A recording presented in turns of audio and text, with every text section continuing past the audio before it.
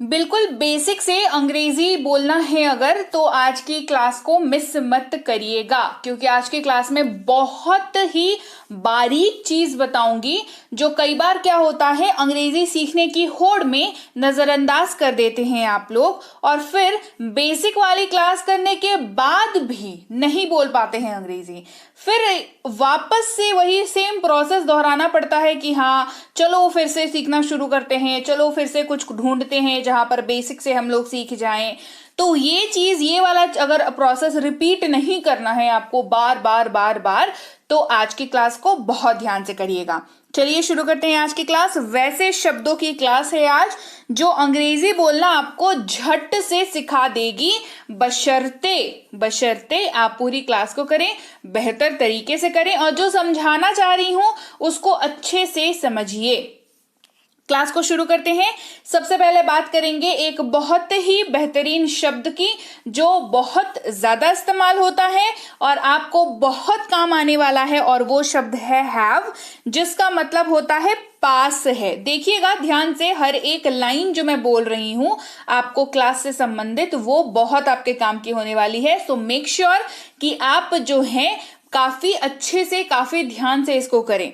Have का मतलब होता है पास है, और ये तब होता है, अगेन ध्यान से, ये तब होता है जब हैव मेन वर्ब के तौर पर यूज हो रहा है। अगेन हैव का मतलब होता है पास है, लेकिन तब जब ये मेन वर्ब के तौर पर यूज हो रहा है। राइट? इस्तेमाल आई यू वी और दे के साथ होता है। अगेन वेरी इंपॉर्टेंट, ठीक है? इस्तेमाल किसके साथ होता है? आई यू वी और दे के साथ। तो मतलब क्या हो गया? सबसे पहला मतलब तो हो गया कि इसका मतलब होता है पास है, कब? जब ये मेन वर्ब के तौर पर यूज हो रहा हो। दूसरा, इस्तेमाल किसके साथ होता है? आई यू वी और दे के साथ इस्तेमाल हो जाता है। जैसे मेरे पास एक बुक है, आई हैव अ बुक। मेरे पास एक बुक है, आई हैव अ करते हैं, जो कि है हैज। क्या वर्ड है? वर्ड है हमारे पास हैज, HAS, हैज इसको पढ़ते हैं। इसका मतलब होता है पास है। क्या मतलब होता है इसका भी? इसका भी मतलब होता है पास है, लेकिन कब होता है इसका मतलब पास है? अगेन जब ये मेन वर्ब के तौर पर यूज हो रहा हो, तो इसका मतलब होता है पास है। तो हैव और हैज, दो वर्ड्स की जरूरत हमें क्यों पड़ी आखिर? जब हमारे पास हैव था ही यूज करने के लिए, तो हमें उसी से काम चलाना चाहिए था। हैज की जरूरत क्यों पड़ गई हमें? जी जरूरत इसलिए पड़ी क्योंकि हमारे पास जो सब्जेक्ट्स हैं, मतलब जिन जो वाक्य के जो सब्जेक्ट होते हैं, वो जो है हमारे पास ज्यादा हैं। ठीक है? तो हमने आई यू वी दे के साथ किसका यूज किया? हमने यूज किया हैव का। अभी हमारे पास बचा क्या? ही, शी, इट और नाम बच गया। नाम मतलब रिंकी, रोहन, रिया, रोहनप्रीत वगैरह वगैरह, जो भी नाम हो, है ना? तो अब जब नाम बच गया, तो नाम के लिए भी तो कुछ चाहिए। नाम से भी तो वाक्य बनाते हैं। ही से वाक्य बनाते हैं, शी से बनाते हैं, इट से बनाते हैं, है ना? तो इसके लिए हमें हैज की जरूरत थी, तो हमने हैज को यूज कर लिया। अब उसके पास एक कार है, ही हैज अ कार। उसके पास एक कार है, ही हैज अ कार। अगला शब्द है हैड, HAD। हैड इसको पढ़ते हैं और इसका मतलब होता है पास था। क्या मतलब होता है? पास था। कब? जब हैड मेन वर्ब के तौर पर यूज हो रहा हो। अगर आप नोटिस कर रहे होंगे तो मैं शुरू से लेकर के अभी तक आपको बता रही हूं कि हैव हो, हैज हो, हैड हो, इनका एक पर्टिकुलर मैं आपको मतलब बता रही हूं, लेकिन कब बता रही हूं? जब ये मेन वर्ब के तौर पर यूज हो रहा है, तब बता रही हूं। राइट? इसका मतलब आप क्या समझ रहे हैं कि ये किसी और तरीके से भी यूज होता है। राइट, बिल्कुल सही समझ रहे हैं। अगर आप ये समझ रहे थे तो बिल्कुल सही समझ रहे हैं। इसका यूज किसी और तरीके से भी होता है, वो किसी और दिन किसी और क्लास में बताऊंगी, ठीक है। फिलहाल जो इसका अभी जो क्लास बता रही हूं कि इसका मेन वर्ब के तौर पर जब यूज करेंगे आप वाक्य में तो इसका मतलब होता है पास था। सबसे अच्छी बात हैड की जो होती है वो ये कि हैड का यूज आप किसी के भी साथ कर सकते हैं। I, you, we, they, he, she, it और किसी भी नाम के साथ आप हैड का यूज कर सकते हैं। तो आपको इसमें कोई प्रॉब्लम नहीं होगी याद रखने में कि कुछ एक्स्ट्रा एफर्ट लगा के मुझे इसको याद रखना पड़ेगा, ऐसा कुछ नहीं होने वाला है, ठीक है। आप आराम से इसको याद रख सकते हो कि ये किसी के भी साथ यूज होता है। तो कैसे यूज करेंगे? उनके पास एक कार था, दे हैड अ कार। उनके पास एक कार था, दे हैड अ कार। बढ़ते हैं आगे, अगला शब्द है हमारे पास डू, डी ओ। डू इसको पढ़ते हैं और इसका मतलब जो है आपको क्या दिखेगा? इसका मतलब दिखेगा आपको करता हूं, करते हैं, करते हो। इन तीनों की ही जगह पर आप अंग्रेजी में, मतलब अगर आप हिंदी में इनको यूज कर रहे हो तो इंग्लिश वाले वाक्य में आप क्या यूज कर सकते हो? आप डू का यूज कर सकते हो। एक चीज जो आपको ख्याल रखनी है डू का इस्तेमाल करते वक्त, दैट इज कि डू का जो यूज होता है वो होता है आई के साथ, यू के साथ, वी के साथ और दे के साथ। ये आपको खासा ख्याल रखना है। तो डू का यूज आपने समझ लिया कि कहां करना है आपको। अब इस्तेमाल भी देख लेते हैं। मैं अपना काम करता हूं, मैं अपना काम करता हूं या करती हूं, जो कहना चाहें।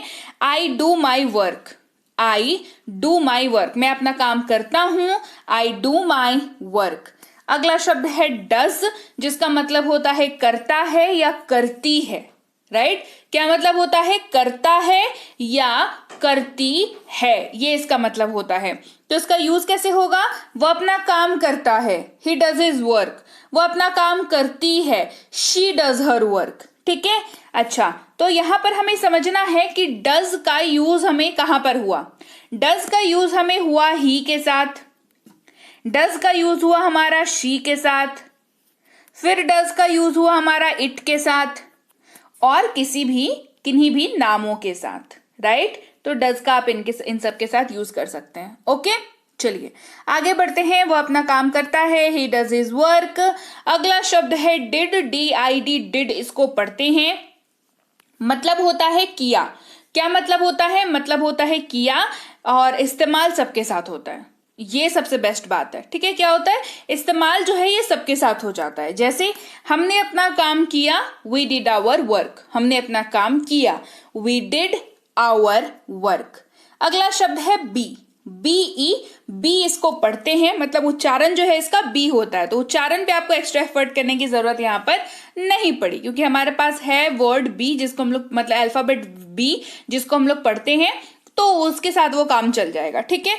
तो इसका मतलब होता है हो। क्या मतलब होता है?